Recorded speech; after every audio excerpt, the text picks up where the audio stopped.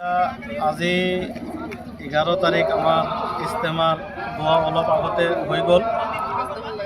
কচুৱা আলমেশ্বৰৰ তত্ত্বাৱধানত হৈ যোৱা ইস্তেমাৰ পৰা ইতিমধ্যে মুঠ 110খন জমাত ওলাইছে। তাৰ মাজত 8খন জমাত 3 চিল্লাৰ বাবে আৰু 102খন জমাত 1 চিল্লাৰ বাবে আল্লাহৰ ৰাস্তাত ওলাই গৈছে। আলহামদুলিল্লাহ, আমাৰ ইস্তেমাৰ সকলো কাৰ্যসূচী শুদ্ধভাৱে পৰিচালনা হৈছে আৰু আল্লাহ তাআলাৰ অশেষ নিয়ামতত আমাৰ ইস্তেমাৰ কাৰ্যসূচীবোৰ সুচাৰুৰূপে পালন হৈছে, কোনো একো অসুবিধা হোৱা নাই। লগতে আপুনি দেখিছে যে ৰাইজৰ যি জনসমুদ্ৰ ঘটিছে ইয়াত, এইটো আমি ভবাও নাছিলোঁ এনেকুৱা মানুহ হ'ব বুলি, কিন্তু এটা জনসমুদ্ৰ পৰিণত হৈছে। এইটো আলহামদুলিল্লাহ, আল্লাহৰ শুক্ৰিয়া যে আল্লাহ আমাৰ ভাগ্যত 5 বছৰৰ মূৰত আৰু এটা ইস্তেমা মিলাই দিছে। 2019ত আমি এটা ইস্তেমা কৰিছিলোঁ আৰু 2025ত আৰু এখন ইস্তেমা কৰিবলৈ পাইছোঁ।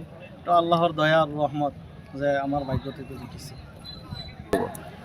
যিসকল মানুহে আৰ্থিকভাৱে মানে জান মাল সকলো লৈ আমাৰ ইস্তেমাৰ কাৰণে মেহনত কৰিছে, সময় দিছে, আৰু যিসকলে এই যোৱা 3 দিন ধৰি সময় দিছে ইস্তেমাৰ কাৰণে, মই সকলোকে ইস্তেমাৰ ফালৰ পৰা ধন্যবাদ জ্ঞাপন কৰিলোঁ।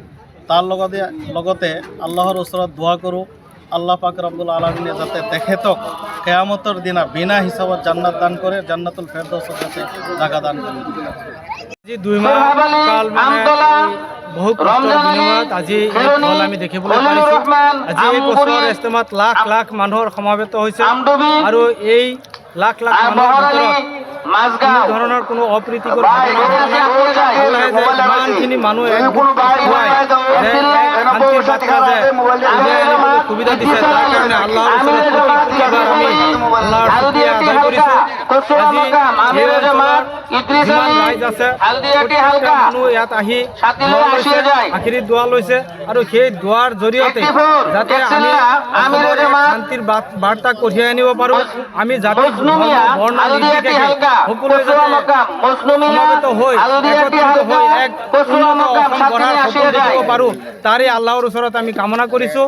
আৰু আজি এই কৰোণাময় আল্লাহৰ ওচৰত আমি প্ৰাৰ্থনা কৰোঁ যাতে আল্লাহে যিটো পৰ্যায়ত আজি এই সমাবেত কৰিছে, প্ৰত্যেকজন মানুহক ধৰ্মাৱলম্বী হিচাপে গঢ়ি উঠক আৰু ধৰ্মৰ কামত আগবঢ়াই নিয়ক, যাতে ধৰ্মৰ কাম কৰি মানুহে কোনো ধৰণৰ বেয়া ধৰণৰ কাম কাজত লিপ্ত হ'ব নোৱাৰে, তাৰে আমি এই ইস্তেমাথলীৰ পৰা তেওঁলোকক আহ্বান কৰিছোঁ।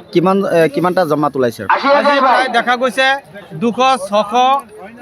106 মান জমাত আমাৰ ইয়াৰ পৰা ওলাই গৈছে। সেই প্ৰত্যেকটা জমাত অসমৰ বিভিন্ন অঞ্চলত যাব, ভাৰতৰ বিভিন্ন ঠাইত এই জমাতক পঠোৱা হৈছে, আৰু এই জমাতৰ মানুহখিনি যাতে গৈ প্ৰত্যেকটা এলেকাত মানুহক দিনৰ ৰাস্তাত আনিব পাৰে, তাৰে কামনা কৰিছোঁ।